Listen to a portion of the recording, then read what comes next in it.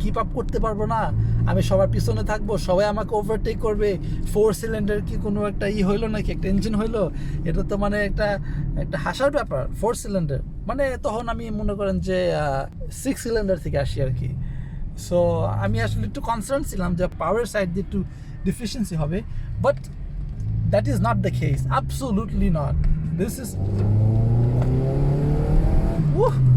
Like a GTR এর মতো যায়, এটা কোনো সমস্যা নাই। $1000 আর কত এক্সপেক্ট করেন? Toyota, there's a reason why Toyota এত পপুলার, এত রিলায়েবল, এত ফ্যান বেস তাদের, এত মানুষ এই গাড়িটার মানে ভক্ত আছে ইন্টারন্যাশনালি, কারণ রিলায়েবিলিটির জন্য।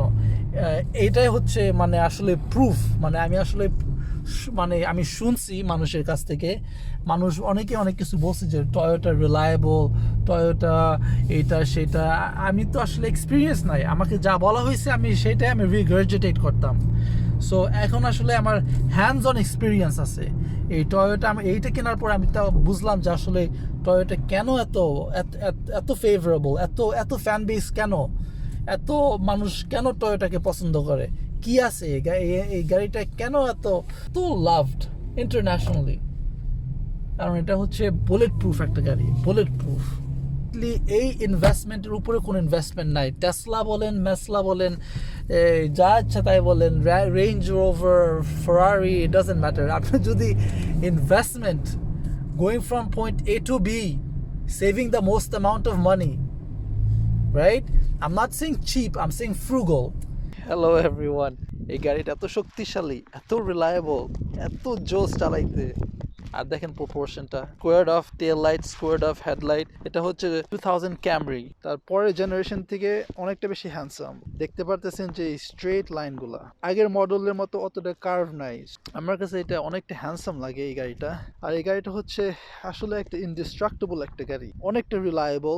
যেখানে আপনার রিভিউ দেখেন না কেন, যার এই গাড়ি আসছিল সবাই পজিটিভই বলবে, 99% মানুষ পজিটিভই বলবে এই গাড়ি সম্পর্কে। দেখতে পারতেছেন যে মাইনর ড্যামেজ বা মাইনর রাস্ট এই গাড়িতে আছে।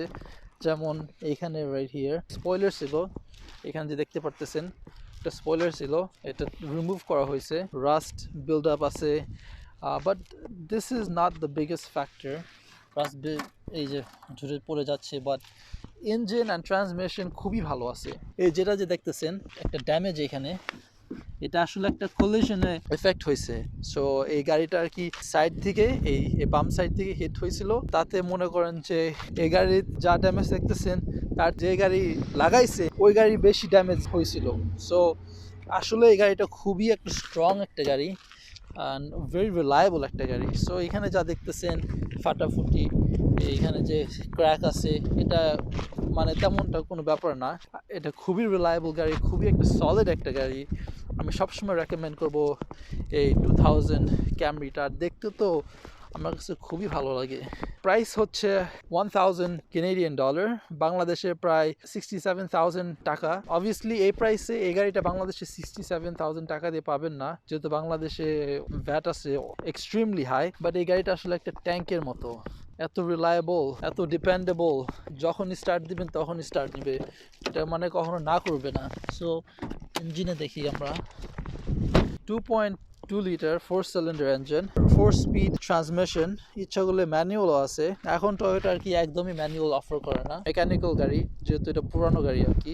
বাট এই প্রাইসে এটার থেকে ভালো গাড়ি আর পাবেন না, এত রিলায়েবল, এত ডিপেন্ডেবল। আমি পাইছি যখন আমি কিনছি, এটা ছিল সাব 200,000 কিলোমিটার, 30,000 কিলোমিটার লাগাইছি এই গাড়িতে, কোনো প্রবলেম নাই। অনলি কাজ করছি কি, ব্রেক ডিস্কটা চেঞ্জ করছি আর প্যাডসগুলো চেঞ্জ করছি, এক্সস্টটা রিপ্লেস করা হয়েছে এই গাড়িতে। Regular maintenance, oil change, filter change, এগুলো করলে এই গাড়িটা খুব ভালো থাকে।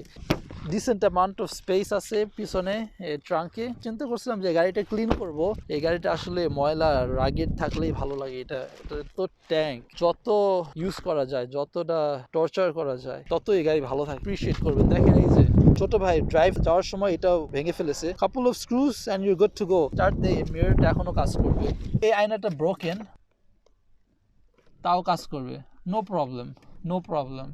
এই আয়নাটা ভাঙছে, so what? Coming to the center console, simple, radio works, Bluetooth works, সাউন্ডটা ভেরি ডিসেন্ট, ক্লাইমেট কন্ট্রোল কাজ করে, হিটিং কুলিং ফ্যান যা যা চাবেন, এসি সবই কাজ করে। এখানে আছে আপনার এই 12 volt outlet, cigarette lighter, and then storage আছে, plenty of storage আছে, সবই সুন্দর। আপনি দেখতে পারতেছেন যে এটা ভেঙে গেছিল, couple screws and is good to go। এই যে same couple screws and is good to go। যে cigarette lighter ready, hot. So কাজ করে, সব কিছুই এখানে ফাংশনাল, কোনো প্রবলেম হবে না। আপনি যে দেখতে পারতেছেন এই আমার উইন্ডশিল্ডটা crack broken, that is not a big issue. কিছু ভাঙ্গা না থাকলে মনে হয় গাড়িটা প্রবলেম আছে, কারণ এত টর্চার নিতে পারে এই গাড়িটা, এত কেপেবল আর এত জোস এই গাড়িটা চালাইতে। লাস্ট টাইমে এরকম চাবি কবে দেখছিলেন? এটা একটা ইউনিক অ্যান্টিক একটা গাড়ির মতো ফিল হয়, হ্যাঁ একটা ক্লাসিক গাড়ি। So right of the bat আপনি শুনতে পারতেছেন যে আসলে তেমনটা কোনো সাউন্ড নাই ইঞ্জিন থেকে আসতেছে, যা সাউন্ড পাইতেছে এক্সস্ট থেকে। It's very smooth, very smooth, very comfortable ride. অনেক মার্সিডিজ চালাইছি, বিএমডাব্লিউ চালাইছি, এরকম রাইড এত কমফোর্টেবল রাইড নাই। আছে but your paying very high premium. Air dampening এর থেকেও এটা অনেক ভালো। আর কতটা টাকা সেভ করতেছেন, $1000। আর এই অ্যাক্সিডেন্টের ব্যাপার যেটা হচ্ছে, এই আপনি যে সাইডে যেটা দেখছেন, ইন্স্যুরেন্স থেকে আরো 1300 আমাকে দিয়ে দিছে। Return of investment has been phenomenal for me. এটা কমপ্লিটলি ফুলি পেইড অফ। মাসে মাসে ইনস্টলমেন্টের কথা চিন্তা করতে হবে না। 2-3টা পেমেন্ট মিস করলেই যে কালেকশনে যাবে, তারপর গাড়িটা নিয়ে যাবে, সেটাও কোনো মানে প্রবলেম নাই। অনলি টেনশন এখানে তেলটা ভরতে হবে, অবভিয়াসলি ইন্স্যুরেন্সটা দিতে হবে, আর রেগুলার মেইনটেনেন্স 3 মাস পরে অয়েল চেঞ্জ করতে হবে। 10 মাসের বেশি এই গাড়িতে অয়েল চেঞ্জ করা হয় নাই, প্রায় 10-11 মাস। তাও এই গাড়িটা মানে স্টার্ট দিলেই মানে কখনো রিফিউজ করেন, সাথে সাথে স্টার্ট নেয়। আপনি যদি মনে করেন যে 4 সিলিন্ডার ইঞ্জিন এটা হাইওয়ের জন্য কেপেবল থাকবে না বা এটা এনাফ পাওয়ার থাকবে না, এটা 136 horse power, but believe me এটা আরও অনেক ফিল হয়। That's because it revs so much. It revs so much. You don't need to rev it. আপনার rev করতে হবে সেটাও না, rev করার অতটা প্রয়োজনও পড়ে না। সাব 2500 RPM থাকলেই plenty of power আছে এটা। বাট এই গাড়ি দিয়ে আমি মনে করেন যে AMG M3 RS অনেক গাড়িকে আমি ওভারটেক করতে পারছি। সো এটা দিয়ে কোনো সমস্যা হবে না। 145 150 ইজিলি আপনি ওই স্পিড রেঞ্জে থাকতে পারবেন। তার উপরে তো মনে করেন যে বেশি বড় টিকিট পাবেন। সো আসলে এই গাড়িটা ওটার জন্য না, but it's a very comfortable cruiser, very reliable cruiser. And এটাই সব থেকে বেশি ইম্পর্টেন্ট যে আপনি একটা গাড়ি যখন স্টার্ট দিবেন তখন স্টার্ট নেবে, পয়েন্ট A to B আপনি যাবেন, মানে ব্রেক ডাউন করবে না মিডল অফ দ্য রোড। যখন ট্যাঙ্কটা ফিল আপ করবেন এটা অনেকটা ইকোনমিক্যাল, যেহেতু 4 সিলিন্ডার 2.2 লিটার। সো ওই দিক থেকে আপনার টাকাটা সেভ হবে। সো ওইটার অনেকটা আর কি আছে, অনেকটা বেনিফিট আছে। সেই জন্য আমি এই গাড়িটা আর কি রেকমেন্ড করবো। ইভেন দো এটা 20+ ইয়ার গাড়ি, 20+ ইয়ার থাকলে কী হবে, আমেরিকান গাড়ি থেকে, এইসব বাজে আমেরিকান গাড়ি থেকে এই গাড়িটা অনেকটা বেশি রিলায়েবল। এই আমেরিকান গাড়ি হলে এত বছর পরে মানে চাকা যে কোথায় থাকতো খুঁজেই পাইতেন না, এত পচা।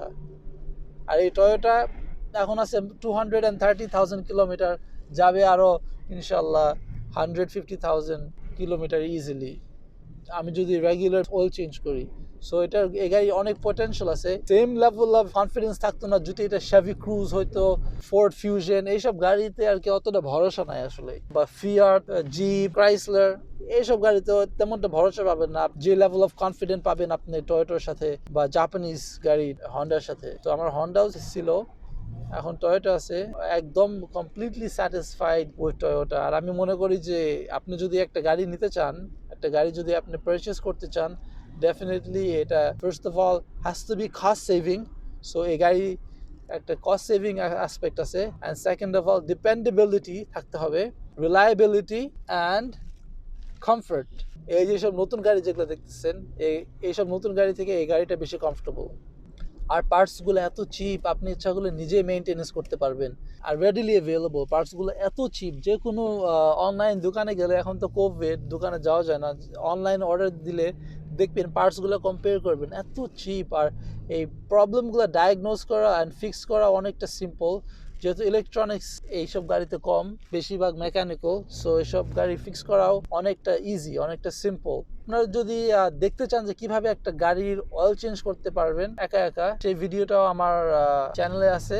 ইঞ্জিন লাইট আসছে যেমন যে এখানে যেটা আছে, গাড়ির প্রবলেমটা ডায়াগনোজ করতে পারবেন, প্রবলেমগুলো দেখতে পারবেন স্ক্যান করে, সেই ভিডিওটাও আমার আছে। গাইজ, এই ভিডিওটা যদি আপনাদের কোনো একটা ভ্যালিউ আনে গাড়ির নলেজ হিসাবে, বা আপনারা যদি এইসব ভিডিও লাইক করেন, please like, comment, subscribe, share, make more videos and drop more videos আপনাদের জন্য, so you guys can enjoy and learn, and also just to build a community. So do join the Facebook page.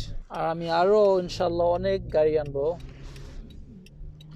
নতুন নতুন model, নতুন নতুন Toyota, Honda, American গাড়ি, Japanese গাড়ি, Korean গাড়ি, European গাড়ি, ইনশাল্লাহ আমরা সব কিছু আনার চেষ্টা করবো এই চ্যানেলে। So guys, 2 thumbs up, thank you, hope you guys have a very, very, very blessed day.